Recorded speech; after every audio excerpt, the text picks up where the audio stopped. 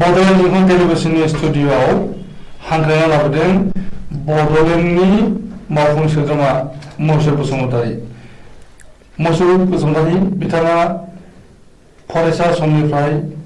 सामाजिक खामानियाव नांथाबबोदों। दुलाराय बर' फरायसा आफादनि सोमावसारनायाव मैखोमै बाहागो लाबोदोंमोन। बिनि उनावहाय बिएससिनि गावखुंथा जेनाखि बानजायफारि बेवहाय बिथाङा इन्टारिम काउन्सिलनि इएम जादोंमोन आरो बिनि उनावहाय बिथाङा सोमावसारनायाव बाहागो लाफाबावदों। गोबाव सम बिथाङा बड'लेण्ड ट्राइबेल काउन्सिलनि एमसिएलए जादों आरो इएम जादों। बिथांनि गोसो सिंनि बाथ्रा आरो राजखान्थि बिथिङाव बिथांनि आगान लोगोसेनो बिथांनि जिउ बेफोरनि बागै जोङो बड'लेण्ड इंखं टेलिभिजननि गेजेरजों सावरायनो सिगांदों। जों बिथांखौ बरायनाय होबाय, खुलुमबाय। नोंथाङा सासे जाफुंसार राजखान्थिगिरि बुंनांगोन। मानो होननानै बुङोब्ला नोंथाङा 1993 मायथाइनि बिएससि जि गावखुंथा बानजायफारि दंमोन बै समावबो इएम जादों आरो बिनि उनावहाय 2003 सनाव बिटिसि सुक्ति जादों। बेनि इन्टारिम काउन्सिलनि उनाव जेनाखि बिसायख'थि जादोंमोन बिनि उनाव नोंथाङा देरहासार जाबोदों गरेस्वर समष्टिनिफ्राय आरो इएमबो जानो हादोंमोन। बिनि उनावहाय नोंथाङा गेजेर समावहाय राजखान्थियाव बाहागो लायाखैमोनब्लाबो सामाजिक खामानि नोंथाङा माने गोबांथार खामानि मावदों आरो आथिखालाव बिटिसिनि जेनाखि थामथि माने काउन्सिल सरकार बेवहाय नोंथाङा इन्डिपेन्डेन्ट माने कन्टेस्ट खालामनानै बिसायख'थियाव बाहागो लानानै दा बिटिसिनिनो इएम जानो हाबावदों। दा जों गिबियावनो नोंथांनि जिउनि सोमोन्दै जोङो सावरायगोन।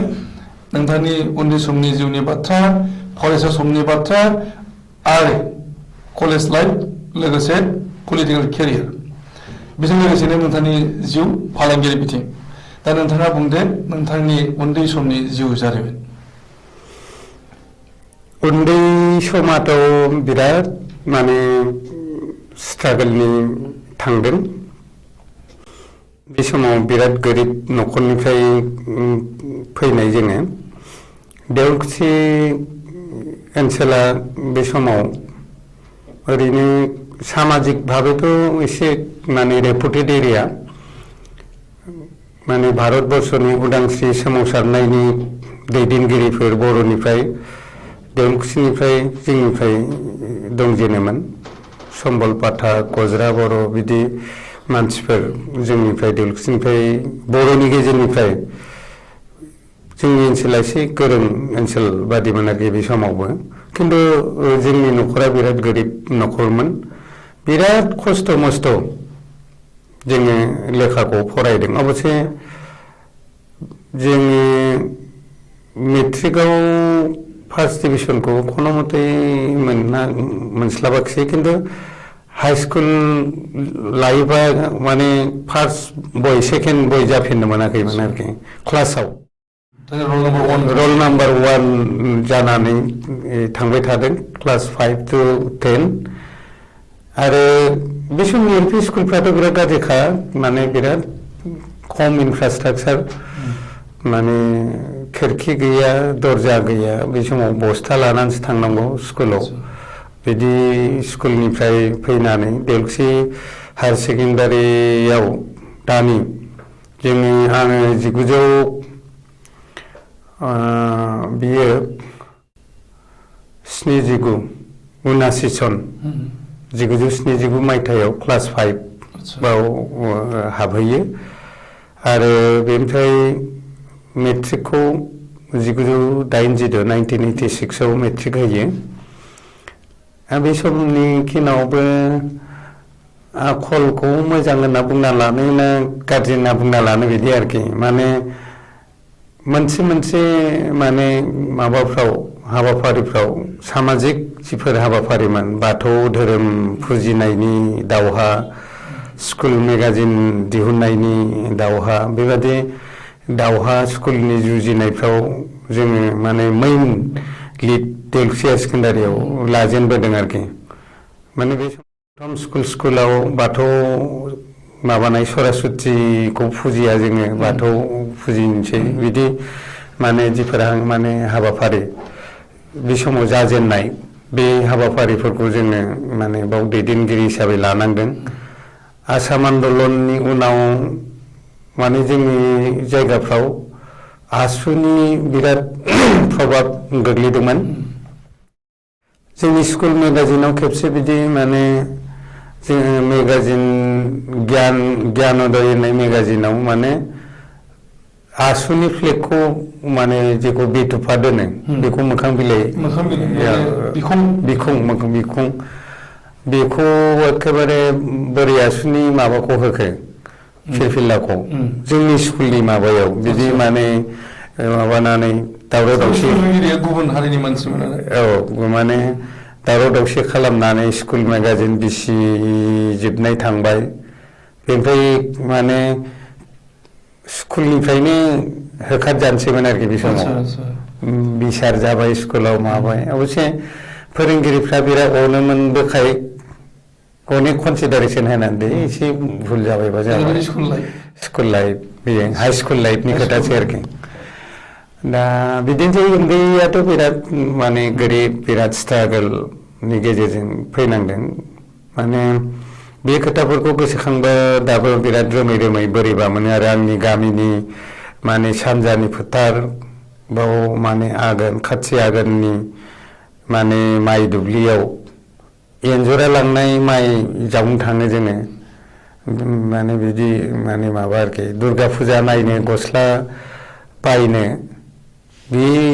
एन्जर गुदुंनिफ्राय जावना मोननाय माइखौ खनसायनानै जौ संनानै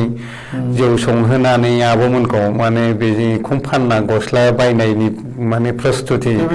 बिदि अबस्था आरोखि बिदि जिउ जारिमिना।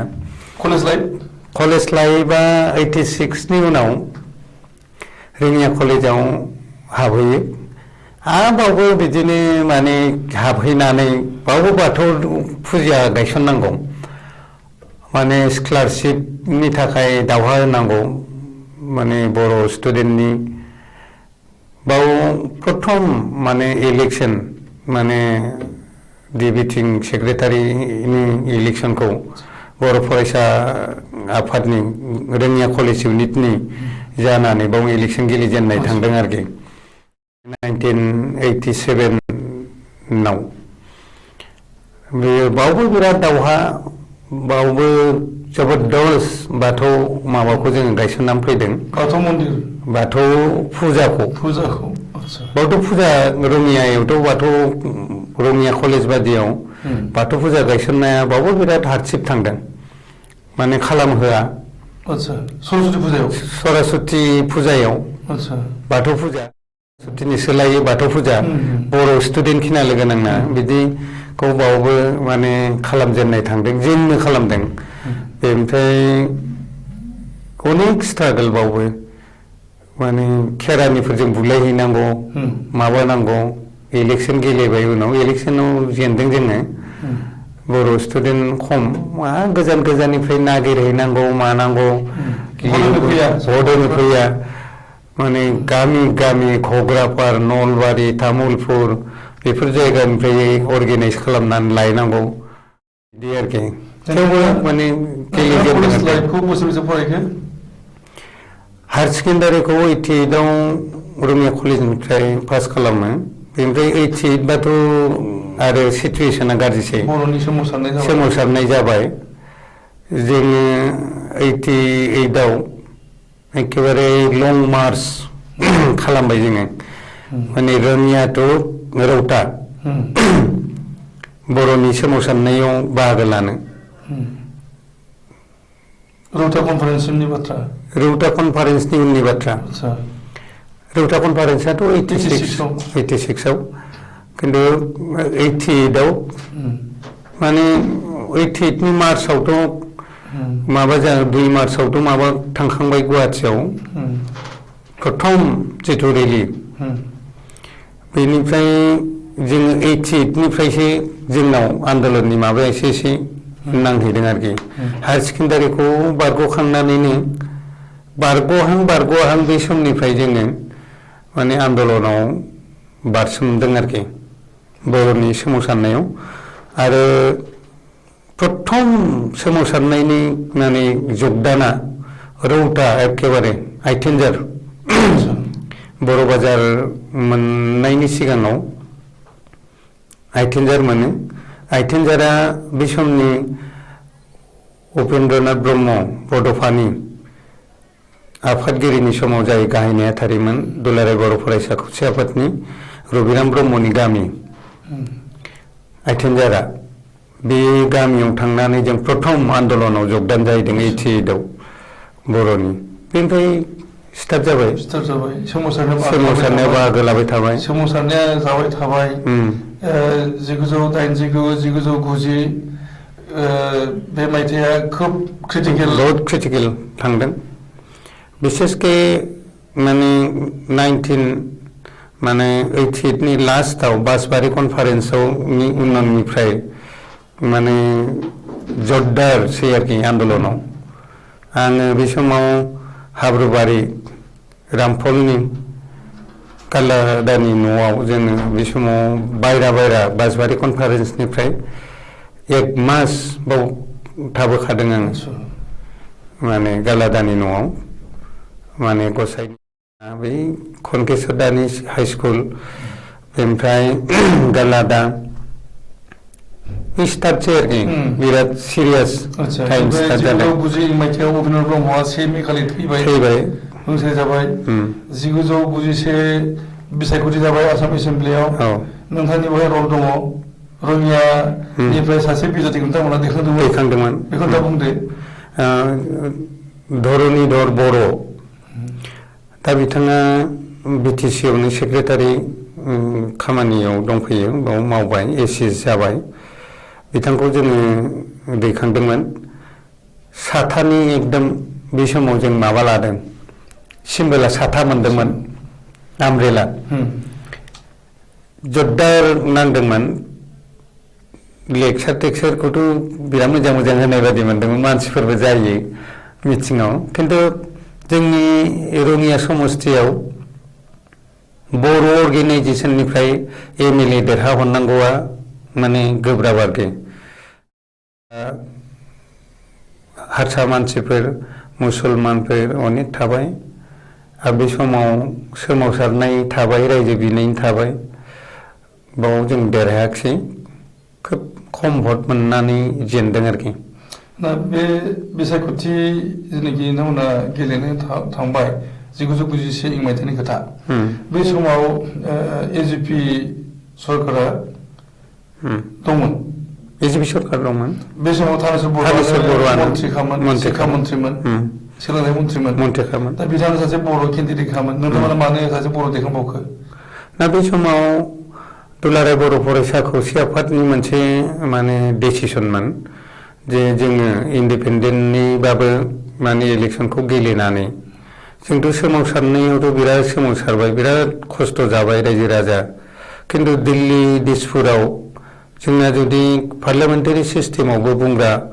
मानसि थिनहरनो हायाबा बे लामाफ्राव माने राजा लामायाव बा बिदि सोमावसारनाय बेजोंल' जों हानाय नंला जोंनि खोथाखौ रावबो गभर्नमेन्ट लेभेलाव गुरुत्थ' मोनला बे माबाखौ लानानै जेला माबाबाय बाव जोङो माबादों आरो बे समाव थानेस्वर बर'आ बर'बाबो AGP नालाय AGPसोमोन AGPजोंनो जोंना दावहाया बिदि आरोखि थानेस्वर बर'खौथ' जोलैनि हांगार होननानैसो लादों जों बे समाव माने बे AGP बे समाव जेफोर माने अत्याचार जादोंमोन पुलिस मिलिटारिनि बे माबायाव जों सम लोगो हमदोंमोन जे एसे बिदिखौ होबथानो हायो नामा मन्थ्रि हिसाबै बर'नि मन्थ्रि हिसाबै बिथाङा जेबो दायित्व लायाखैमोन लायैनि थाखाय बिथांनि सायावबो जोंहा बिराद खुद्रिनाय थादों बै समाव आरोखि बेनि थाखायनो नोंथांमोना माने धरनिधर बर'खौ बिजाथि दैखांदोंमोन बै समाव आदसा आं फैदोनि जे नोंथाङा 1993 मायथाइयाव जेब्लानाखि BSc एकर्ड जाबाय बर'नि गिबिसिन गोरोबथा बिनि उनावहाय इन्टारिम बडि जाबाय बेवहाय EM जानो हाबाय जिएम होनना बुंदोंमोन बे समाव GM माने जेनेरेल मेम्बार जेनेरेल मेम्बार बेनि एक्सपिरियेन्स बे समावथ' 1993 20 फेब्रुआरियाव बिएसि गोरोबथा जादों कामरुपनिफ्राय बयनिख्रुइबो एक्टिभसिन कर्मि हिसाबै मावथि हिसाबै आंखौ बाव जेनेरेल मेम्बार हिसाबै लाफादेरदों सबसे दुइसिन यंगेस्ट माबामोन आङो बे समाव माने GM बे बैसोआव GM माने जानो मोननायनि एक्सपिरियेन्स आरो 25 बोसोरसो जाबायमोन बे समाव नोंथाङा मा मावनो हादोंमोन बे समाव जेबो मावनो हायाखै डेभेलपमेन्टनि खोथाखौ सोङोबा आरोखि जेबो बिदि डेभेलपमेन्ट खामानि मावनो हायाखै ओरैनो साख्रि सोनो मोनदों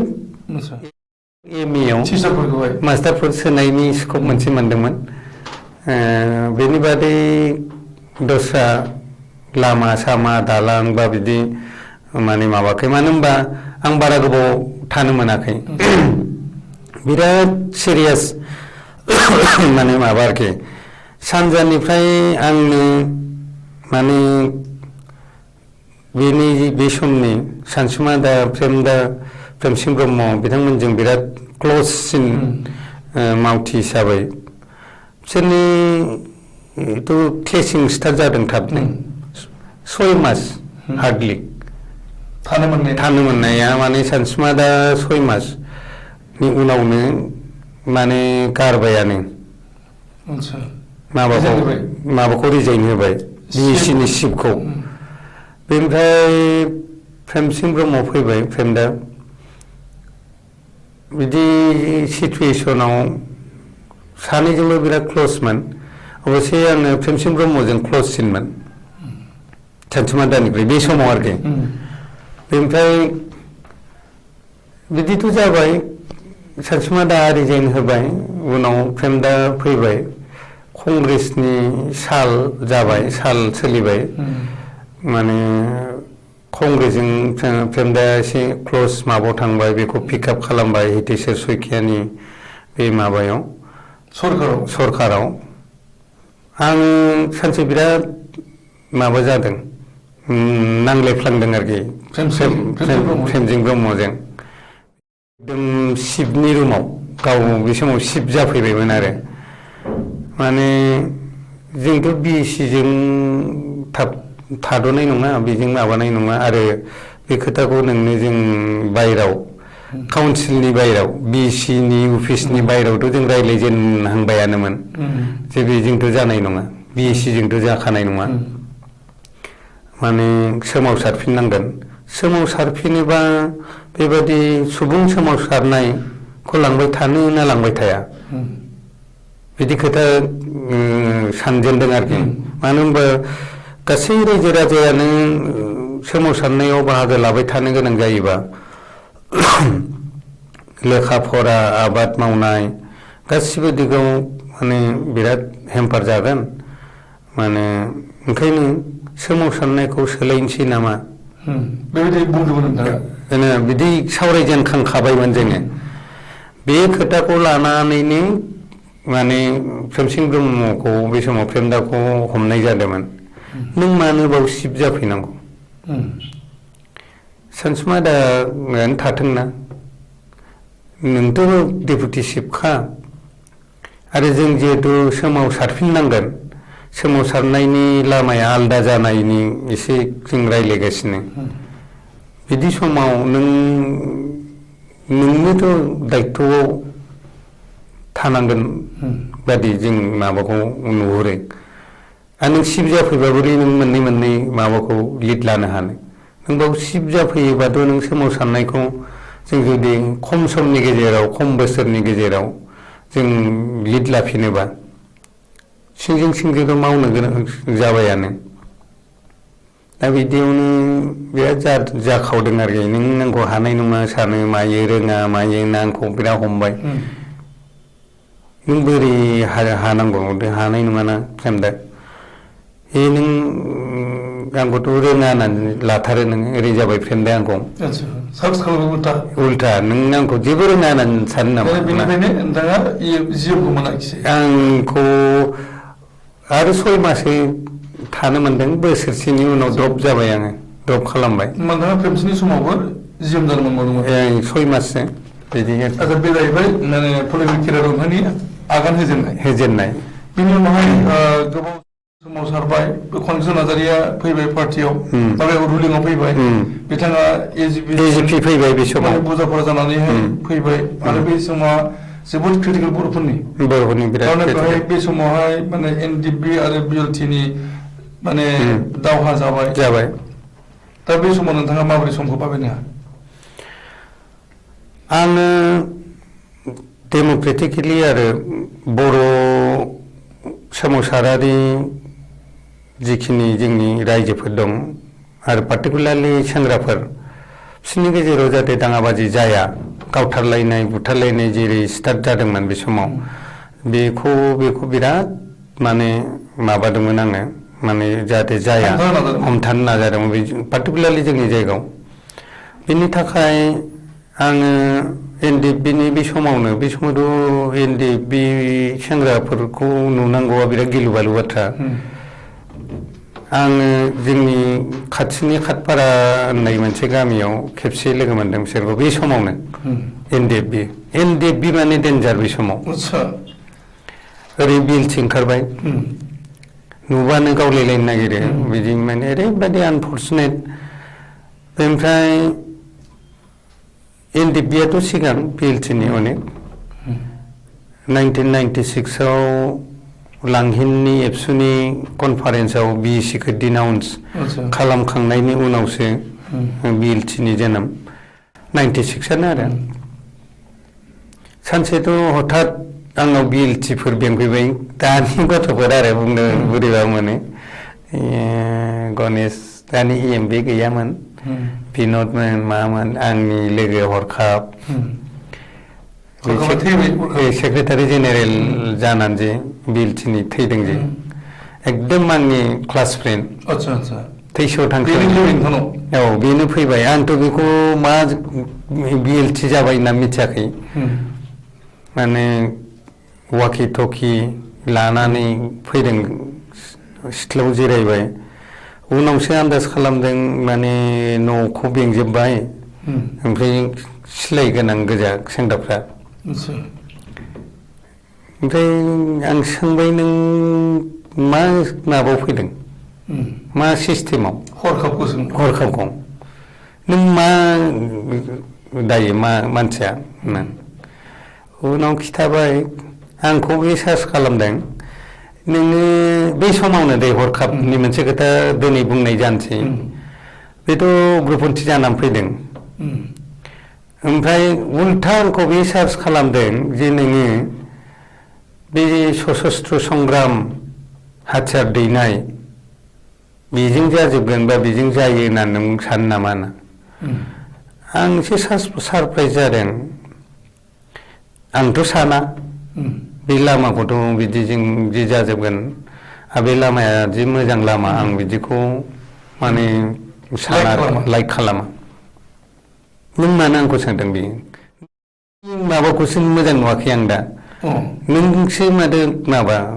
नों उग्रपन्थी जानानै फैनानै आंखौसो उग्रपन्थीया थिग नङा होनना बोरै बुंखो नोङो ना उनावसो आङो थाल मोनदों आं जे खातपारा गामियाव एनडिएफबिखौ लोगो मोनदों थारमाने एनडिएफबिजों रायज्लायहैखोमादों आं एनडिएफबिनि लाइनाव खामानि मावनो नागिरदों बिदि खोथाखौ सार्च खालामदों आरोखि उनावसो आङो आन्दाज मोनदों जे नों बोरै माने बिदि हाथियार दैनाय लामाखौ मोजां होननानै लाखो बिदि होननाय उनाव बिदि मिसआन्डारस्टेन्डिंआ जोबदों जोङो अभारग्राउन्डनि बिएलटिनि माने खामानि मावदों हेल्प होदों बिभिन्न समाव रायलायनाय माबानाय बिदियाव उननि समाव थाफाबाय थादों बे हरखाबा बमायाव थैनाय समावबो जोंनो माने पुलिस लानानै डेड बडि नागिरनाय मानाय लायनाय आरो अनेक समाव आर्मि पुलिसा हमनानै लांबा रायजो राजा दाय गैयि रायजो राजा हमना लांनाय समाव जोंनो रायख'नाय माबानाय बिदिखौ मावबाय थादोंमोन मावनाय जादों बिएलटिनि सोमावसारनाय समाव बिदिनो फैयै फैयै बिदिनो बारलांदों आरोखि बे समनि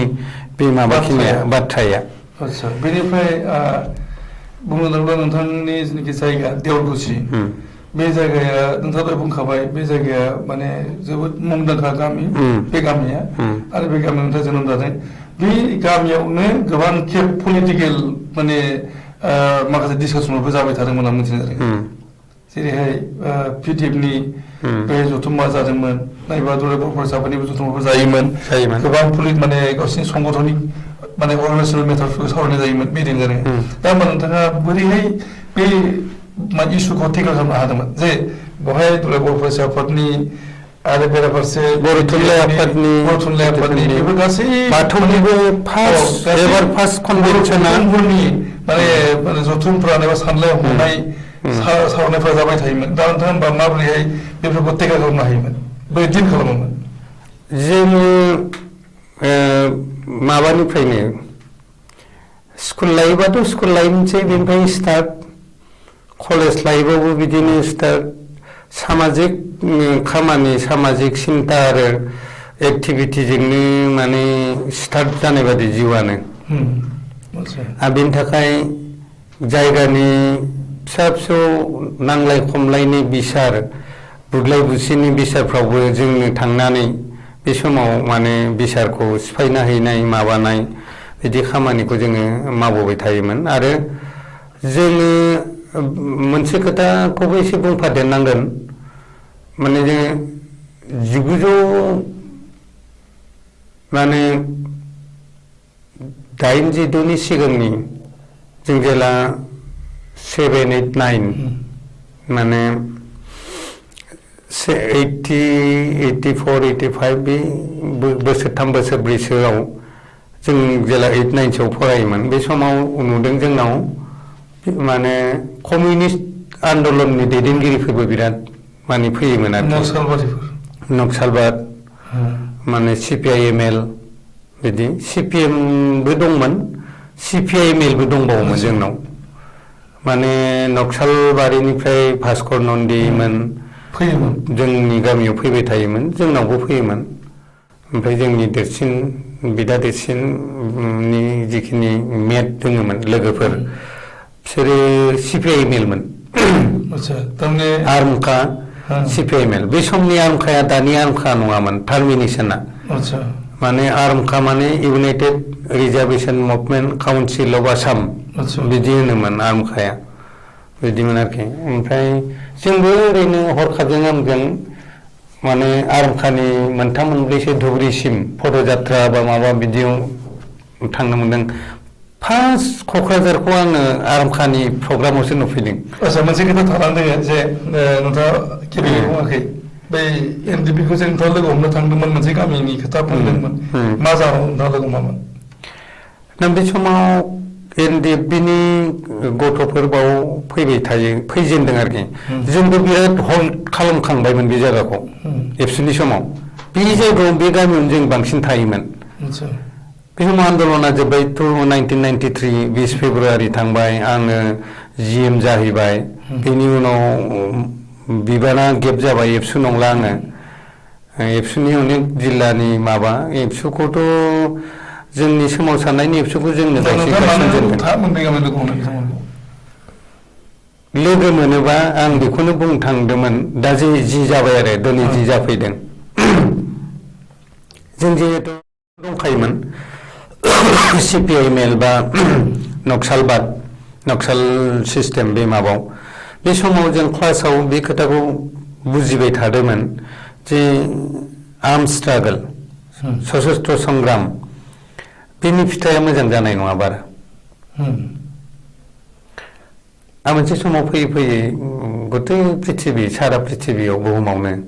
बेनि एगेन्स्टआव जनमत माबा फैगासिनो स्टार्ट जाबाय थादों आरो अलरेडि जोङो 1993आव एबसुनि माखासे बेखौ माबा होनदोंमोन PF होनना बुंदोंमोन जों भलेन्टियार फर्स बे गथ'फोरखौ सारेन्डार होखांनानै आरो माखासे सारेन्डार जायै एबसुनिबो सारेन्डार दंमोन जोंनि 93 निबो बिसोरनो जों 2 लाख ग्रेन्ट होदों मादों सासेबो साक्सेस जायाखै माखासे मोनदियाबो जोंनियासो मोनदों सानजासो जायगा जायगा क'क्राझारनि अनेकानो मोनदिया बे समनिया सारेन्डार जानायफोराबो फैसाखौनो बेनि उनाव सोमावसाराव थांनाय गथ'फोरनि जिथु फिउचार गभर्नमेन्ट फैबाय साख्रिखौ मोनबाय क्वालिफिकेसन थाग्राफ्रा जाय बांसिन खस्थ' जादोंमोन लेखा गैयामोन सार्टिफिकेट गैया एकाडेमिक माबा गैया बेफोर ओरैनो थांबाय खिन्थु गैयिफोरा बांसिन खस्थ' खालामदोंमोन लेखा गैयिफ्रा दा बे सिटुवेसनखौ नायनानै आं बिसोरखौ बुंदोंमोन जे नोङो श्रीलंकानि LTTआ मा समाव जोबोद थिग गैया आरो NACNखौथ' बे समावनो जों नुदों जे बिराद गोलाव जाखाबाय बिसोरनि सोमावसारनाया दा जोंनिफ्राबो एटलिस्ट माने जोंनि गथ'फ्रा बिदि माबायाव थाङोबा मोजां जायोमोन बे खोथाखौ बुंनो थांदों आरो प्लास माने बुथारलायनाय बे माबाया माने खुनु खारनाव जानो मोना नोंसोरबो जुदि माने बर' रायजो राजानि थाखाय बर'नि थांनाय थैनायनि थाखाय मावनो ओंखारबोदोंबा एटलिस्ट बर' सेंग्राया बुथारलायनो मोना बे बाथ्राखौ बुंदोंबो बे बेलायावहाय नोंथाङा माने माबानि बे हरखाब मोननि दोलोनि बे समाव एसे सासपेक्टआव सन्देह खालामनाय जादोंमोन आरोखि बारा गोबाव थायाखै आरो बे थांबाय बे सिगांनि बाथ्रा बेनि उनाव नोंथाङा तुरन्ति जेब्लानाखि बर्डार एकर्ड जायो बेनि उनाव नोंथाङा राजनितियाव आरोबाव हाबफिनबाय नोंथाङा तुरन्त BTCनि बिसायख'थियाव बाहागो लाबाय बे समाव इन्डिपेन्डेन्ट नोंथाङा कन्टेस्ट खालामदों आरो नोंथाङा देरहाबोनानै EM जाफैदों बेनि एक्सपिरियेन्स आङो बे समाव आरोखि दा बुंबा एसे गोग्गानाय बिदि माबा जायो दुगानाय जायो जोंनाव जों 7 मानसि ओरै दानि सानजा दैफेलियाव जगेन बसुमतारी दानि राज्यो सभानि MP बिस्वजित दैमारि दावराव नामखौ जों दोनदों बे समाव बिराद बुङो खुगायाव जेखौनो बुंलाबाय थानायखाय माने दावराव नाम दोनदोंमोन बिस्वजित दैमारि आरो दानि EM गणेश कसारि बे जोंनिफ्राय साबसिन माबामोन माने पेरेड होग्रा माबाग्रा बिदि भलेन्टियार टाइपनिमोन जों बिराद खम संख्यानि मानसिया बे समाव बे आन्दलनाव माने बारसोमजेनदों आरो आन्दलन खालामग्रा दैदेनगिरिफोरनि बिथोराव सबसे बांसिन रायजो राजाफोरजों माने टाच आङो मोनदोंमोन सोमोन्दोआव फैदोंमोन बे हिसाबै दानि गरेस्वर समस्ति BTCनि बाव आंनिख्रुइ साबसिन हल्ड गोनां मानसि गैयामोन केन्डिडेट गैयामोन बयबो गोजाम एबसुनि मावथिफोर फैनानै बयबो बुंफैदों बे समाव आरो BPPF बे समाव प्रथम जों राजखान्थि हान्जा जे दादोंमोन आरो आंनानो बांसिन पाब्लिक टाच दंमोन जोङो जेला गंगा टकिसाव पार्टि दालायलायबाय 2003 आव माबानानै 2004 आव 4नि लास्ट पार्ट इलेक्शन जाहांसेखा आरोखि बाव फाइबानो 2000 निफ्राय एप्रिलावनो माने 12 तारिख नामाव बे फार्स्ट इलेक्शन 2005नि बाव पार्टि दाबाय पार्टि दानानै जेला रबिराम नार्जारिया प्रेसिडेन्ट जाबाय हेमेन्द्रनाथ ब्रह्मआ सेक्रेटारि जाबाय बे समनि BPPFनि दाखांनानै दाखालिनिफ्रायनो गावदों सिं सिं बै साननिफ्रायनो बै साननिफ्रायनो लिडारफ्रा जोंना बेनिफ्राय टिकेटआथ' इलेक्सन खाथियावसो दादों पार्टिया टिकेटआ रानथारनांगौ टिकेटआ रानबाय जोंनाव दानि क'क्राझार कलेजावसो थाखोना बड'लेण्ड इउनिभारसिटि थाखो गबिन्द बर' बिथाङा बे समाव BPSC चेयारमेनमोन बेखौ गरेस्वराव होबाय टिकेट बेथ' बे समाव CPM निफ्राय फैजेननाय लाबोनानै BPSC आवसो सोफैदों माने गोरों मानसि लानांसिगौ जोंहाबो होननानै बिथाङाबो फैनायखाय बे समाव BPSC चेयारमेन मोनजेननायावनो सुक्ति जाना होनानै टिकेटआ बेनो हरबाय आरोखि BPPF निफ्राय आङो बिराद माबाबाय प्रतिबाद खालामबाय आं बेखौ गबिन्दआथ' बर' आन्दलननि जेबो हिस्ट्रि मिथिया बियो जों माबे गामियाव जाखो सोर रायजोआ जोंनि थाखाय खस्थ' जाखो बेनि बादैबो मुंख्लं नखर बिराद माने जेल जानाय आरिनाय नखरफोर थाबाय बेफोरखौथ' बे गुरुत्थ' होनो हानाय नङा आन्दलनखारि नखरफोरखौथ' गुरुत्थ' होनो हानाय नङा मा गामियाव माबादि पुलिस मिलिटारिनि अत्याचार जादोंमोन बेफोर खोथाखौ बोरै बे मानसिया मिथिनो दा बेजों जानाय नङा रावबो टिकेट होआबाबो आङो गेलेगोन होननानै ओंखारदों आं बे समाव इन्डिपेन्डेन्टलि गेलेनो एबसुनिफ्राय बिराद माबाहैदोंमोन बुजायहैदोंमोन आदा नों गेलेनाङा मानो ओरै माबा आरो जेनेबा थाखा गैया फैसा गैया ओरैनो थांगोन बिराद दिगदार जायो नोंहाबो बिराद बिपद जागोन होनना आं ओरैबायदि बिसासाव दंमोन बे समावबो आं देरहाखागोन आरो आङो जेनोबा आं जेननायनि थाखाय नोंसोरखौ दाय होनाय नङा आं जि दुर्जुग जि खैफोद आफोद सहायनो गोनां जायो जेननानै आं हारसिं बानस'गोन बेनि थाखाय नोंसोरखौ आं दाय होनाय नङा आरो आंखौ दोनैनिफ्राय बादा दा खालामफैसै आं इलेक्सन गेलेगोन आरो नायबाय था आं देरहागासिनो बे बाथ्राखौ बुंदोंमोन माने बै मनेस्वर सासे बावना पाथिया मनेस्वर थायो जे एबसुनि बे थांदों आरो बिदिनो थांदोंमोन आङो एकदम हिर'इक माने भिक्ट'रि आं देरहागोन होनना बिसोरनो बुंहरदों आरो देरहादों 2005 आव फार्स्ट खिन्थु आं बेखौ बुंनांगोन जे BLT-निफ्राय बे इलेक्सनाव आं उनावसो मिथिदों सापर्ट खालामदों शिब सारा फैसा एसे हरनायसै सिंजों सिं नोंथाङा बेखौ मिथियामोन आरो उनाव मिथिदों माबाबाय बिन'दमोन मामोन बिसोरो रायज्लायहैनानै खिथाबाय नोंखौ शिब सारा सापर्ट खालामहरबाय बे समाव 5 लाख नामा बिदि एसे थाखा बेनो बिराद मोजांमोन बिदि बिराद माने शिब सारा बे समावनो पिकआप उनाव खालामदों आरोखि आंखौ इलेक्सननिफ्राय देरहाखागोनखौ लादोंमोन आरो बे समावनो माने हाग्रा महिलारि बिथाङाबो नोंथाङा सापर्ट खालामबाय जाय देरहानायाव नोंथहा इजि जादों आरो इएमबो मोनबाय बिदिनो मोनदों दा माने मा मावनो हाखो प्रथम EM 2005 to 2010 आङो बारा जेबो मोजां खामानि समस्थिनि बुङोबा आरो हायाखैमोन मानो होनबा बे समाव फानाबो खम आरो आरबान डेभेलपमेन्टसोमोन आंना कालचार आरो आरबान डेभेलपमेन्टमोन डिपार्टमेन्टआ मोनसेबो डिपार्टमेन्टआव फैसा गैया आरबानावथ' दानि बादि फैसा फैयामोन बिराद खम फैसा थेवबो कनसालटेन्सि हमनानै बे क'क्राझार जितु उइकलि मार्केट थायो बेनि बिल्डिंखौ आं लुनानै फैदों क'क्राझाराव बेनिफ्राय कालचाराव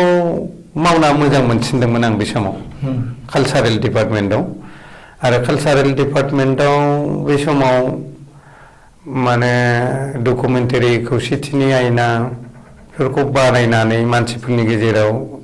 विभिन्न जाथि गोष्ठीनि गेजेराव BTC-आव खौसेथि लाबोनायनि मेसेज बिदिखौ माने हरदोंमोन आरो बिराद मोजां मोनदोंमोन आङो कालसाराव नायनानै माने बर'नि जिखिनि कालसारेल टेलेन्ट हारिमुनि जिखिनि टेलेन्टफोर बिसोरखौ लोगो मोननायनि सुबिदा मोनसे मोनदों जादोंमोन कालसाराव आरो बे समावनो जोंनि अस्तादफोरनि जिउ खौरां लिरनाय आरो बे माने जिथु एल्फाबेटिक नटेसननि कालसारनि मेथाइनि बे जोंनि बागुरुम्बा मोसाग्लांनाय मोसानायनि बेनि लेखाफोरखौ साफायनाय मानाय बिदि माने कालसारेल डिपार्टमेन्टआव बिदि मोनसे डेभेलपमेन्ट कालसारेल एक्सचेन्ज बायदि हाबाफारि खुंनो हानाय जादोंमोन आरो बिनि गेजेरजों जोंनि बिटिसि ओनसोलनि गासै माने हारि हारिसाफोरनि माने कालसारेल माने एक्सचेन्जफ्रा भाब बिनिमय बा माने माबाया जादोंमोन आरोखि आरो बेफोर जिनिसा दिनै खामानि होदों होनना आं सानो माने कन्टिनिउ जाबाय थादों ना माबायाव जोंनि ओनसोलनि बिभिन्न जाथि गोष्ठीनि गेजेराव मोनसे फोथायनाय बिटिसिखौ लानानै आरोखि बिटिसिनि मावनाय दांनायनि सायाव मोनसे फोथायनाया बे कालसारेल डिपार्टमेन्टनि फिसा फिसा बेबायदि कालसारेल एक्सचेन्ज प्रग्रामफोरनिफ्राय थाखायबो एसे खौसेथियाव थादों आरोखि मानो होनबा मानसिफ्रा क्ल'ज टु क्ल'ज जानो मोनसे स्कप मोनदोंमोन आरो हारिमुवा मोनसे गोथार फोथार बाव बारा माबा गैया मानसिफ्रा अनलायो मोजां मोनलायो आबेगिक एटाचमेन्ट फैयो बे एसे मोजां माबाखौ होदोंमोन आरोखि जोङो दान्दिसे ब्रेक लानि आथिखालाव नोंथाङा इएम जाबावदों बिनि आगोलाव नोंथाङा बिपिएम जानानै कन्टेस्ट खालामदोंमोन बिपिएम जानानै कन्टेस्ट खालामनानै नोंथाङा जेनदों आरो बिनि उनाव नोंथाङा उननि समाव आरो इन्डिपेन्डेन्ट गेलेनानै कन्टेस्ट खालामफिनदों दा नोंथाङा इएम जाबाय थादों आरो इएम जाबाय थानायनि गेजेरजों नोंथाङा गोबांथार बिथांखि मावफुंनानै जादों दा फैगौ इलेक्सनाव नोंथांनि बिफावा मा जागोन नोंथाङा बिपिएमनिफ्राय टिकेट बायनानै मोनथिनाय जादों दा बे हिसाबै दा नोंथाङा जेब्लानाखि पार्टिनि जानानै बिसायख'थि गेलेदोंमोन बै समाव जेनदोंमोन बेबाराव मा जागोन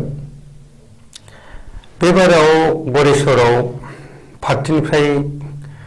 देरहाथारनांगोन आरो आं आसा लाखिदों एबार बिपिएफ केन्डिडेट हिसाबैनो देरहागोन गरेस्वराव जोंनाव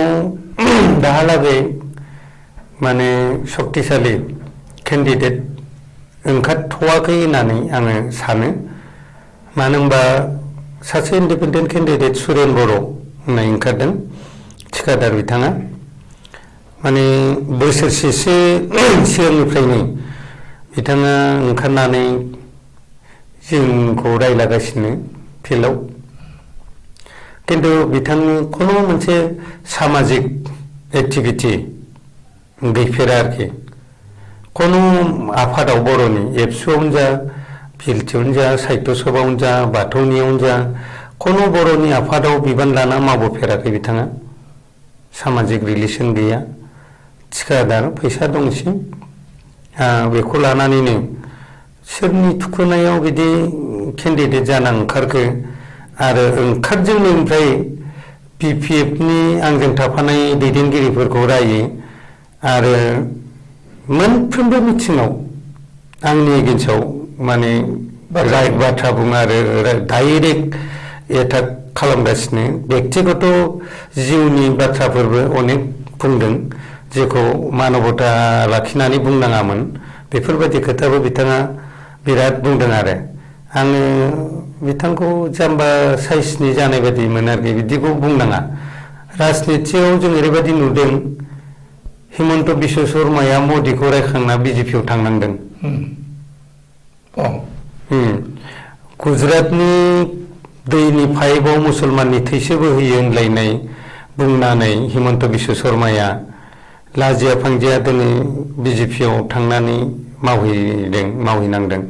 बिदिनो राजनिति खालामथारोबा बिथाङाबो राजनिति फोथाराव फैगौ बाखि जिबनखौ सासे पलिटिकेल माने मानसि हिसाबै राजनितिक मानसि हिसाबै गावखौ लांनो नागिरोबा राजनिति मावनाय दैदेनगिरिफोरखौ जि दलनियानो जाया मानो बिरोधि दलबाबो खमसे खम बेक्तिगत माने आक्रमन बिदिखौ बारा खालामैया मोजां मानो होनबा नों ससियेलि मावनो हायै खोथाखौ रायजोनो बुंबा रायजोआ मोजां मोनगोन आरो जोंखौ बाराद्राय रायनायखौ लासै लासै रायजो राजाया गाज्रिबो मोनदों दा बिथांखौ नोंथांनि प्रतिद्वन्दी होनना बुङोब्ला इउपिपिएल जागोन ना कंग्रेस जागोन ना बिजेपि जागोन ना स्वयंभर जागोन जोंनावथ' बिजेपि बिपिएफ एलायन्स थागोन एलायन्सखौ कनफार्म होननानै आङो मिथिगासिनो दिनैनि तारिखहालागै बिजेपि एजिपि एलायन्स थासिगोन कंग्रेसआ केन्डिडेट नागिरना मोनाखै दिनैसिम जोंनाव आरो ओमफ्राय इउपिपिएलआव दाखालि एक्स एमसिएलए पबित्र बर' बिथाङा जइन जादों टिकेट बिदों होनना खोनादों बेनो होनो हागौ बिथाङा जायोबाथ' प्रतिद्वन्दिया दुरबल जासिगोन आं बिदि सानदों आरो थारमाने नोंथांनि प्रतिद्वन्दिया इउपिपिएल नङा इउपिपिएलआनो जागोन कन्टेस्टआ किन्तु दुरबल कन्टेस्ट जागोन आरोखि जों हानाय नङा पबित्रखौ होनायनि थाखाय मानो होनबा बिथाङा बोसोरबा एमसिएलए जाखांबाय आरो बिथांनि एमसिएलएनि दिनाव अनेक जायगाफ्राव माने अनुदान फोसावलाबायनानै माने हिसाब सारा अनुदानफोर माने 3 लाख 4 लाख 5 लाख अबा थानसालियाव माबायाव बिदि फोसावलाबायनानै माने इलेक्सन फैजासिम उनावथ' मावनो हायाखिसै बिसोरा होनो हायाखिसै माबेनिफ्राय माने होगोन होननानै साननानैबा फोसावदोंमोन बेखौथ' बुंनो रोंला जोङो गावनि खोथासै बे जायगाफ्राव बोरै हाबहैफिननो बै समनि दाय जेराव मन्दिर लुगोन होननानै बुंनानै लुनायानो जादिया 5 लाख होगोन होननानै गरसेबो फैसा हरदिया अबा बै समाव गावजों थाफानाय कर्मिफोरखौ मावहोनानै स्किमानो सेंसन जादिया माने बे कर्मिफ्रा थैदोंबो आरोखि बिदि अनेक कर्मि थैदों माने लस जादों आरोखि माने थाखा फैसा दाहार दुर जानानै दा आङो मोननै मोनथामसो नैबे खेबसे देरहाखांनानै अननानै मारिना होनांलायनाय दं आरोखि जे बिनि खोथा होनायफोरखौ दाहार लाना मावदोंमोन सार नोंसिनि खोथाखौथ' जों बोरै बुजिबाव नोंसोरो एमसिएलए जानानै बिदि थगायो ना मायो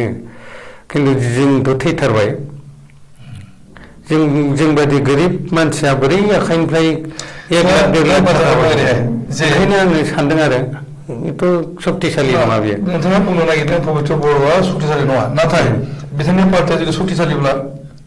मा होनना बुङोब्ला इउपिपिएलआ थांनाय 27 जानुवारियाव जेनाखि बिटिआर सुक्ति जाबाय थामथि गोरोबथा बर'फोरनि थामथि गोरोबथायाव जेनाखि सुक्ति जाबाय बिनि उनावहाय थुलाइ बर' फरायसा आफादनि आफादगिरि बिबानखौ नागारनानै इउपिपिएलआव हाबबाय रायजो राजाया इउपिपिएलखौ बांसिनै जोथोन लानो सिगांबोगासिनो दङ ओरै बुंनाय जादों अब्ला माने इउपिपिएलआ मोनसे गौथुमारि हिसाबै स्ट्रं जागोन अब्ला माने केन्डिडेटआ दुरबल बा गोख्रोंजों खोथा गैया पार्टि हिसाबै बिथांमोना बांसिनै भट होबा रायजो राजानि खाथियाव साफिनो थांनो हायोबा इउपिपिएलआथ' नैबे इलेक्सनाव आं सानो आरोखि चिरांनि सिटुवेसननि बादै आरोखि चिरां जिल्लानि क'क्राझारावबो बाक्सायावबो अदालगुरियावबो इउपिपिएलआ हानाय नङा बिपिएफजों चिराङाव थांनायावबो एसे सिटुवेसनखौ जों आलदा नुदों जेनदों बिपिएफआ देग्लायबो हयथ' एबसुनि दानि सुक्तिखौ लाना आरो एसे माने बिपिएलनि फारसे रायजो बर' आरो पार्टिकुलारलि बर' रायजो राजाया हयथ' थांनो हागौ खिन्थु नैबे बिटिआर सुक्ति जानायनि उननि जितु सिनारि बियो इउपिपिएलआथ' गोदान पार्टि नङा गोजाम जाबाय गोजाम माने थांनाय इलेक्सनावबो एमपि इलेक्सनावबो इउपिपिएल जाना गेलेदों बिनि सिगाङाव मानसिफ्राथ' नाम सोलाय पार्टिखौ दाबाय थादों पिसिडिआरमोन बिटिसि इलेक्सनाव एमपि इलेक्सन सफैनायावनो आखौ नामा सोलायनानै माने इउपिपिएल जादों मानसिफ्राथ' बे इउजिआनो रोंगोरामोनानो मावथिमोन दा बे इउपिपिएल पार्टिया जुदि हिमन्त बिश्व शर्माया दैखांनायनि माबा मोनसे सक्रान्तआव थायाबा UPPL आ मोनसेबो सिटआव देरहानाय नङा। थारमाने नोंथांमोनहा जे माने UPPL आ चिराङावल' देरहागोन ना चिराङाव देरहानो हागौ बिनि बादै चिरां जिल्लायाव बबे बिजाबाव देरहागोन UPPL आ नोंथांनि एसेसमेन्टआव नोंथांमोना बबे समाजजों जेनगोन चिराङाव? आंनाव बिदि चिरांनि डिटेल एकदम बिदि कनक्रिट बुंनो हानाय माबा इनफरमेसन गैया चिरांनि। मानसिफोर रायलायनायनिफ्राय दिनैबो जों बाव माखासे मानसि क'क्राझाराव ज' दंमोन। डेपुटि चिफनि बादैथ' जेनजोबनाय जाबाय थांनाय इलेक्सनाव। दा बेफोरनिफ्राय अर्गेनाइज खालामनो मानसि लिंनो गार्जेन गैयै बायदि थाखा फैसानि खरसाखौ सोर खालामबाय थागोन, ब्लक कमिटि पार्टिनि प्रेसिडेन्ट सेक्रेटारिया बबेनिफ्राय खालामनो, बिदि मोनसे प्रब्लेमेटिक जानानै थादों आरोखि। दा सिस्टेमफ्राबो सोलायबाय, खामानि दामानिफोरनि एसे स्ट्रिक्ट जाबाय, डिसिप्लिन जाबोगासिनो गभर्नमेन्ट स्किम मावनायफ्राबो। दा ओंखायनो माने फाइनान्सियेल हार्डशिपबो एसे चिराङाव थादों आरोखि पार्टि लेभेलाव। दा चिरां नोंथांमोना खाम्फा बरगयारिनि अनगायै जेनजोबनायनि आसा दङ? आं बिदि बुंनो नागिराखै, खिन्थु माने पजिसना थांनायावबो जिहेतु माबाबाय, एबार जोङो चिरांनि मोनफ्रोमबो गासैबो सिटआव देरहासिगोन होननानै आङो लादोंमोन जुदि बिटिआर जायामोनबा। बिटिआर जायामोनबा, खारन बिटिआर जानानै माने जोङो नुदोंमोन जे रेनगोरानि समस्थियावनो जा मावथिनि समस्थियावनो जा बे समस्थिफोरनि रायजो राजाया जिहेतु BPF जों नांना लाब गैया, गभर्नमेन्ट दानो हाया दस्राफोरा, बेनि थाखाय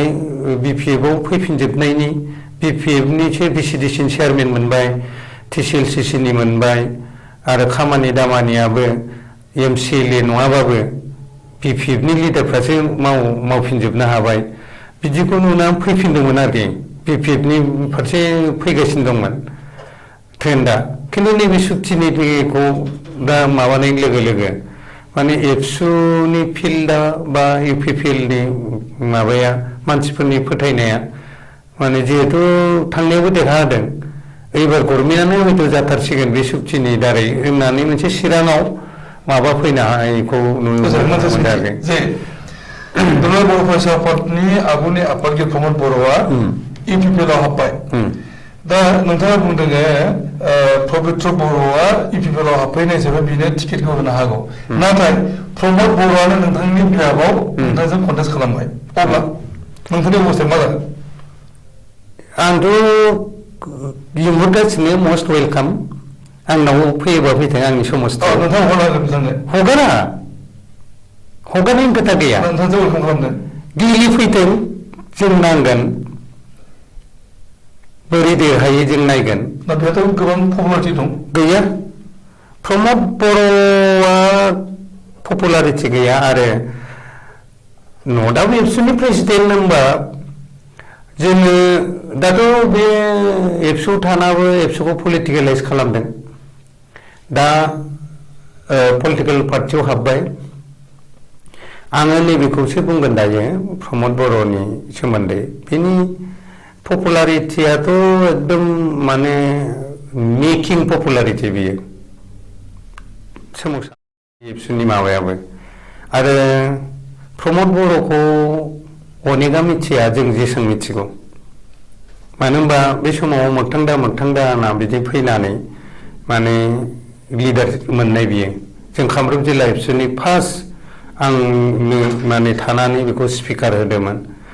उनाव बे समाव जोंना लथं फथं जाबाय कमिटिया, बेनिफ्राय प्रेसिडेन्टआव थांबाय। बेनि सिगाङाव बेयो रोङिया कलेज इउनिटनि प्रेसिडेन्ट जानानै माने माबाबाय थानायमोन, जोंखौ मिटिं गानो लिंफैग्रामोन, बिदिमोन। न'आथ' तामुलपुर, गोदाव सोराव बेरायलाबायना माबा गुवाहाटि कलेजाव फरायहैबाय, बोरै खारबोखो, न'खर अबस्था बेहाबो बारा मोजां नंखायामोन बे समाव। बिदि गोदाव सोराव जानानै रोङिया कलेजाव बिदि हाबफैबा जों लोगो मोनलायदों, जोंखौ बिराद रेसपेक्ट होयो, जोंखौ लिंलाङो मिटिं गानो। जों मिटिं गाहैयो कामरुप जिल्ला एबसुनि माबा लिडारजों ज' जानानै बिदिनो लाबोयै माने एबसुआव दोनफैनाया जों दोनफैदों प्रमद बर' बे समाव प्रथम जिल्लायाव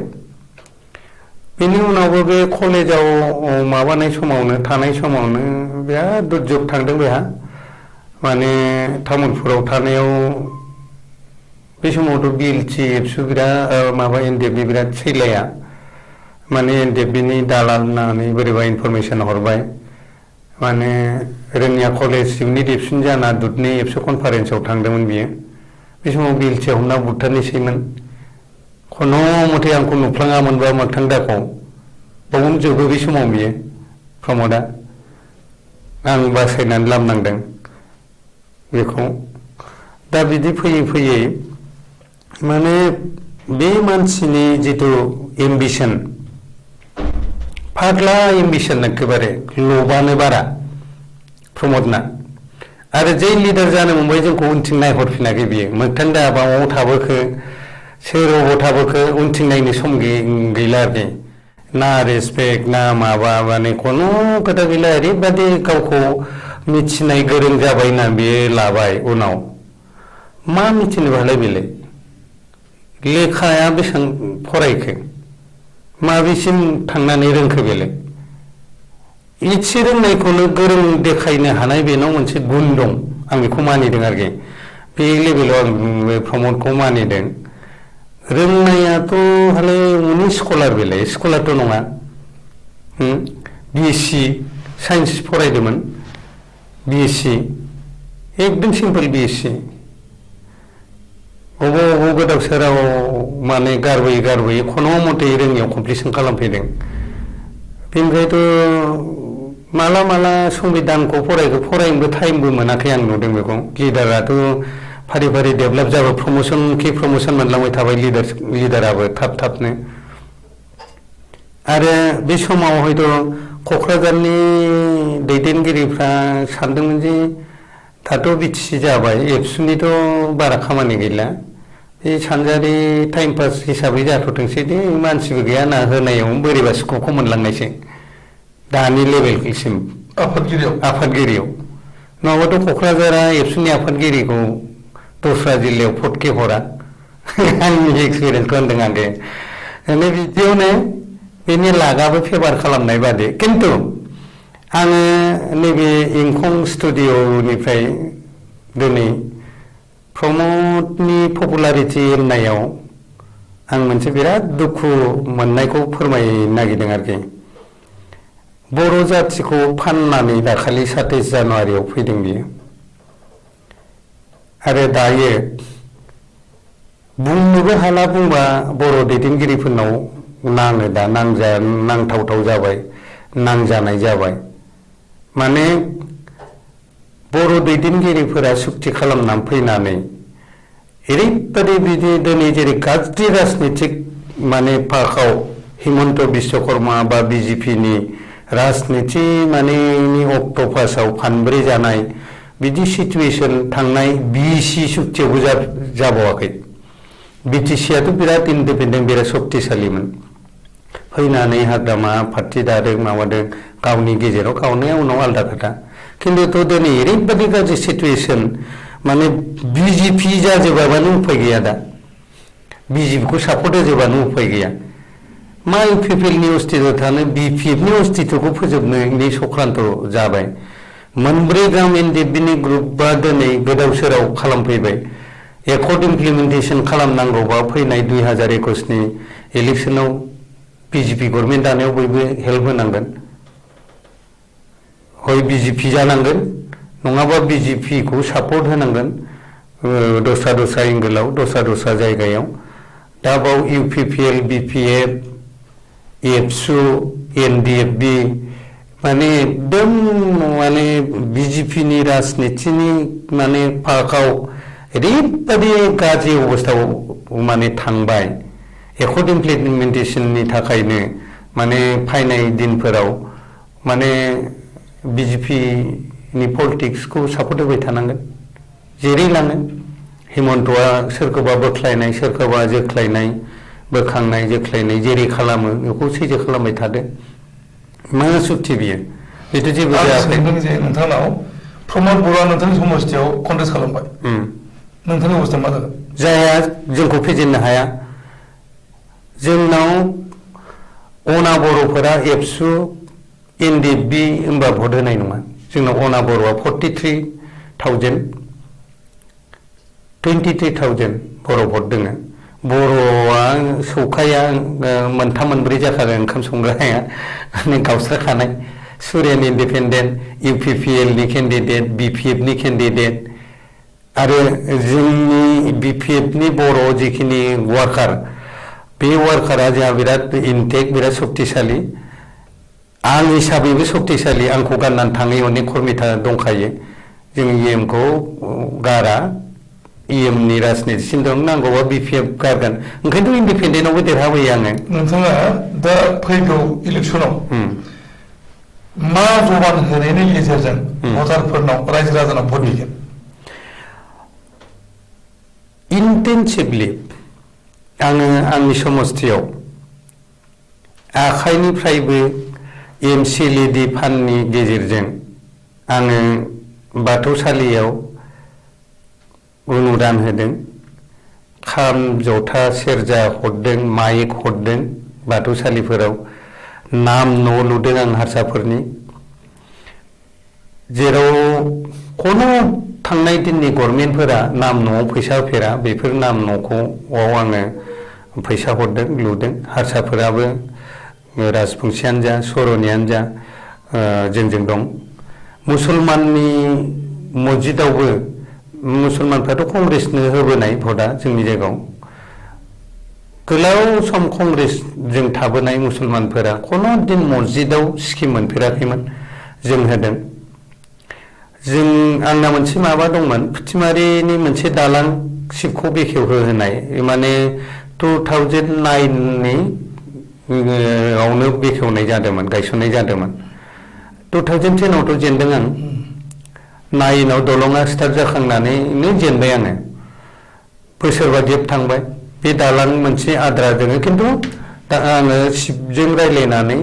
नैबे थांनाय मासनिफ्राय बे दालांनि खामानिखौ मावहोबाय थादों थुलाबारि दलंघाट होननाय जायगायाव आरो बिनि बादैबो जोङो गरेस्वर टाउनखौ जोङो फर्मेलि नटिफाइ खालामदों गरेस्वरा दा पौरसभा जाबाय गरेस्वर टाउनाव डेभेलपमेन्टनि इन्टेनसिभ खामानि सोलिगासिनो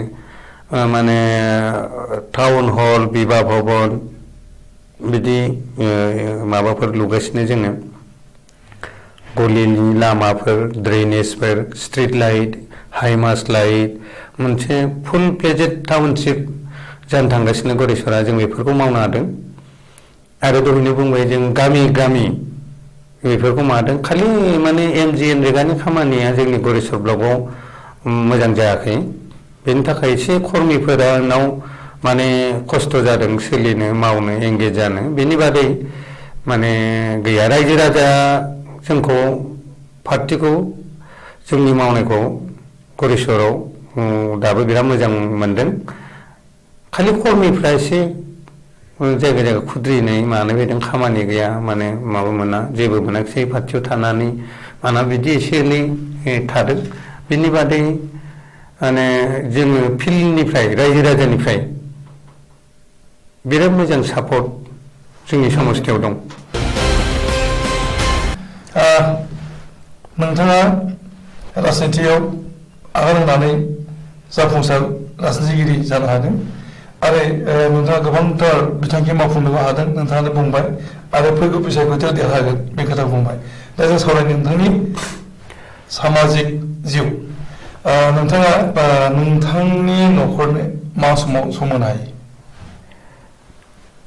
न'खरनिथ' समखौनो होनो हायाखै मानो होनबा जों सिखारस्लाबियावनो मानसिफोर फैयो आरो सिखारखांनानैथ' रायजो राजाजोंनो बेस्थ' जाबाय थानांगौ बेनिफ्रायथ' बायदेवाबो स्कुलाव थांनो सम जायो बिदि फोरोंगिरि मावो बिदि जाबाय थायो आरोखि बेनि गेजेराव माने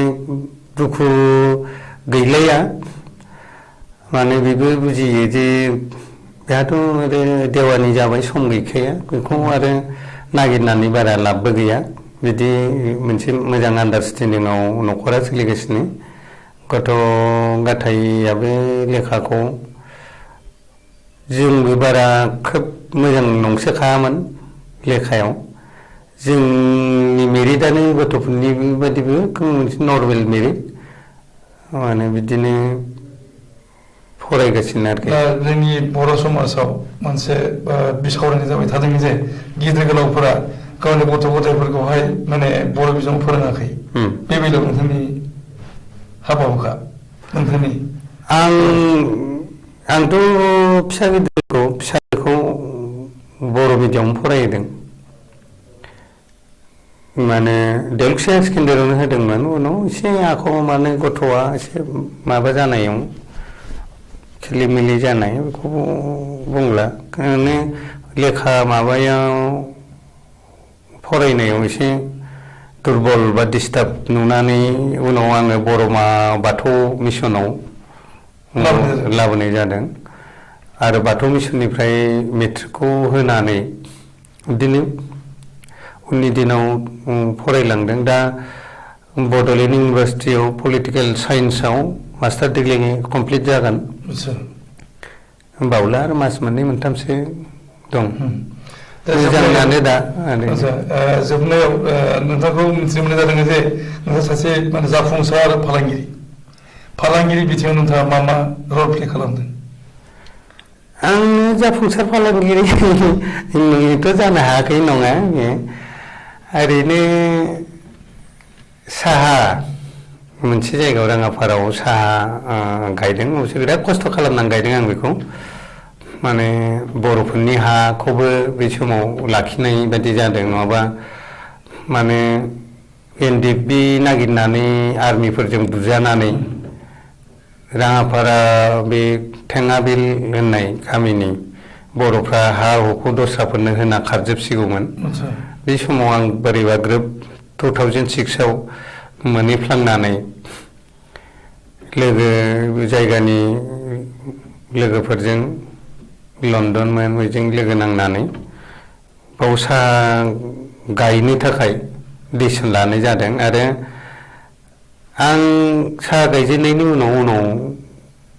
बर'फ्रा अनेक साहा गायबाय सिगां ओरैबायदि गाज्रि अबस्थायाव दंमोन बर'फ्रा आं साहा गायजेननायनि सिगाङाव माने गय फांनैसो खुसेर गायो बिदिनो बोसोरसे नेनानै 10,000 15,000 थाखाल' इनकाममोन आंखौ गायहोआमोन बिसोरो साहा प्रथमाव माने साहा गायबाथ' नों 50-60 बिगा गाहाम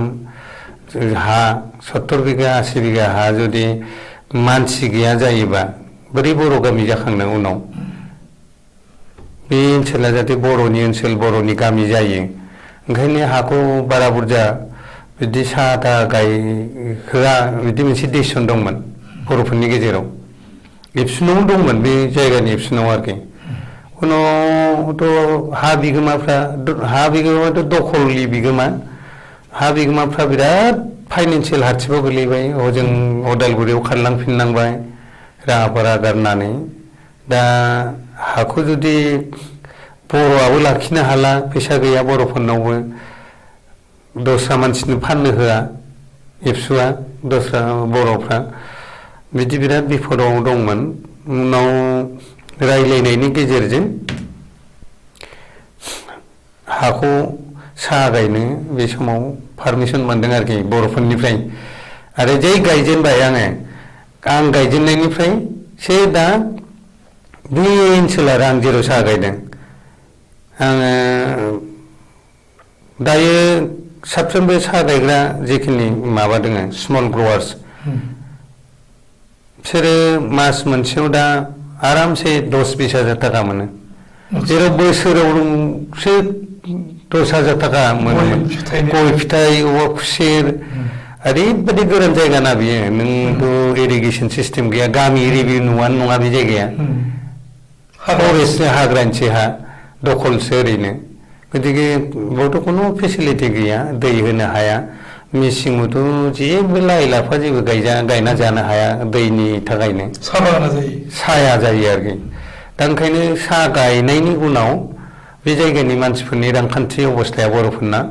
दासान्दि बिराद मोजां अबस्थायाव दं आरोखि खिन्थु दा साहा आबादाबो बिराद मोनसे माबायाव फैदों आसामनि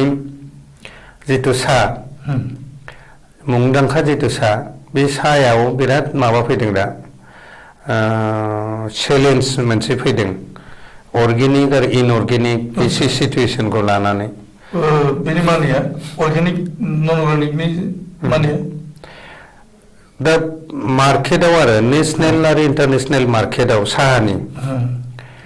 दायो अर्गेनिक साहायासो माने माबा दं डिमान्ड दं नोंथांमोन गायनाय साहा बागाना जोंनाथ' इनअर्गेनिकसो आदसा हासार नङा अर्गेनिक माने नेचारेल इनअर्गेनिक माने हासार होनाय जोंनिया दाथ' एकदम मेसिभ माने सिजोनावनो खेबनै इउरिया सारनांगौ दा नै सिस्टेमाव आरोखि ओमफ्राय अर्गेनिक बाथाय नों जेबो होनो मोनला नोंथांमोना मानो अर्गेनिक खालामाखै दा बे समाव बिदि ट्रेन्ड गैयामोन अर्गेनिकआव बिराद प्रब्लेम दं माने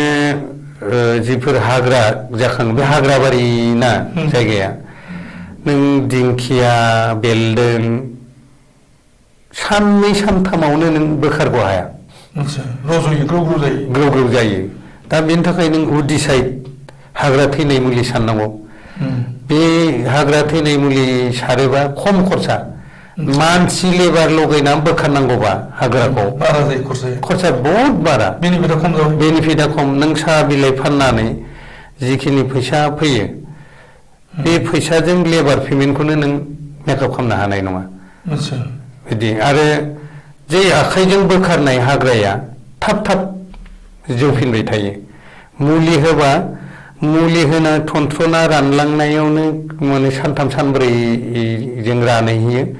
आरो बे राननाया एकदम रोदासिम एसे इफेक्ट खालामोना हाग्राखौ थाब जाखांफिननोबो टाइम लायो आरोखि मुलि दा माने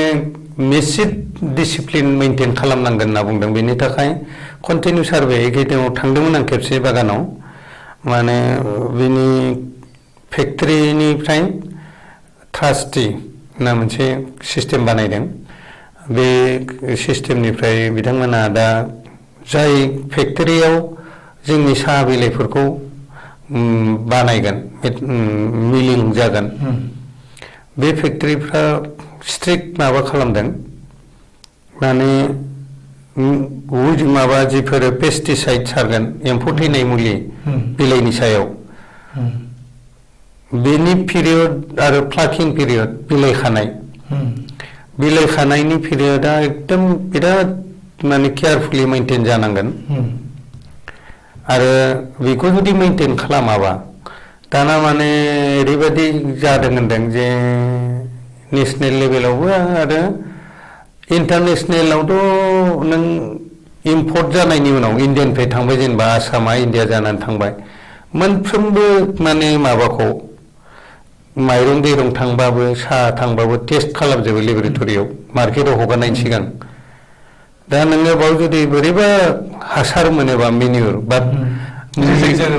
मुलि सारनाय बिसफोर एम्फौ थैनाय मुलि बोरैबा बाव मोनफ्लांनांगौबा रिजेक्ट जागोन आरोखि बिराद चेलेन्ज बेयो दायो ओंखायनो बेखौ जों मेनटेन खालामाबा जिहेतु सिटिसि होनना बुंदों साहानि नर्मेल जोंनि माबानाय बेबो सोलिगोन खिन्थु बाव जाहाथे पयजन ओंखारा बेखौ मेनटेन खालामनांगोन जों गोबावथार सावरायबाय आरो गोबांथार सावरायनो दंबावो नोंथांनि जिउनि बाथ्रा गोबां दङ आरो पलिटिकेलनि बाथ्रा गोबां दङ दा जोबनायाव नोंथाङा रायजो राजानो मा मेसेज होनो नागिरो जे हारि थामोन्थानि बेलायावहाय रायजो राजाया माबायदि सांग्रांथि लानो गोनां दं आङो दुलाराय बर' रायजो राजाफोरनो दुखुजों बे बाथ्राखौ बुंनांगोन जे थांनाय जानुवारि दाननि 27 थारिखआव जि बिटिआर गोरोबथा जाबाय, गोरोबथा थामथि खेबनि गोरोबथायाव एनडिएफबि मोनब्रै ग्रुपआबो फैजोबनाय खोनानानै जों बयबो रंजादों। जोंबो बिराद रंजानाय मोनदोंमोन आरो गोरोबथानि गेजेरजों बर'आ जाहाथे मोजां मोजां माने पावारफोर मोनबोयो, एरियाबो बाङो, बिदि बिराद माबादोंमोन। खिन्थु गोरोबथाया जाखांनायनि उनाव जि मडेलिटियाव सहि होना फैनायखौ जों दा नुबाय। आं दहायबो एसे बुंनो नाजादों जे बे मडेलिटिजों, बे गोरोबथाजों जों मा मोनखो बयबो रायजो राजाया मोजाङै बिजिरनानै नायनांगौ। आरो मा जाहैगोन, सानजानि सनितपुर गहपुराव मा जाहैगोन, एनडिएफबि बिदा फंबाइनि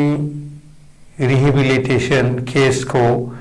राजनिथिक थाव फोनै राजनिथि फान्दाय जानायाव जोबजानानै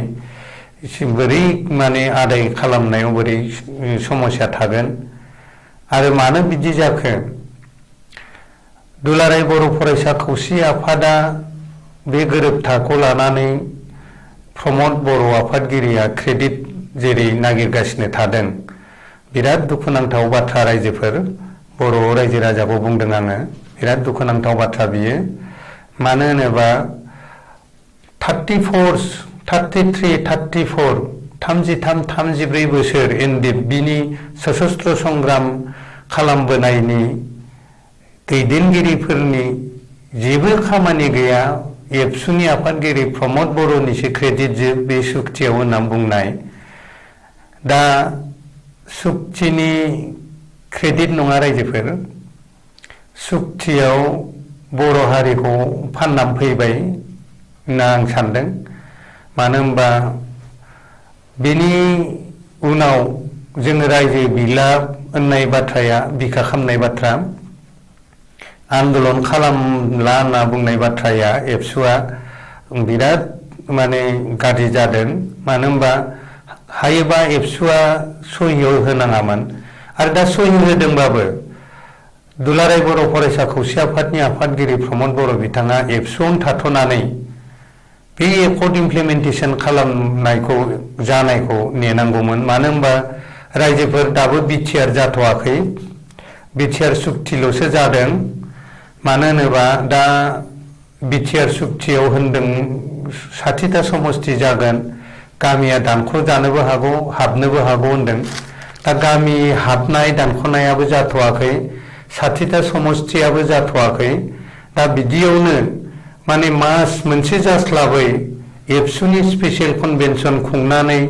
एबसुनि आफादगिरिया एबसुनि प्लेटफर्मखौ गारनानै राजनिथि हान्जायाव हाबहैनाय, बे बाथ्राया बिराद दुखुनांथाव जाबाय हारिनि थाखाय। जोङो गोबांथार सावरायबाय आरो बेखिनियाव जोंनि दिनै बे सावरायनायखौ फोजोबबाय। गोजोनथों, खुलुमबाय।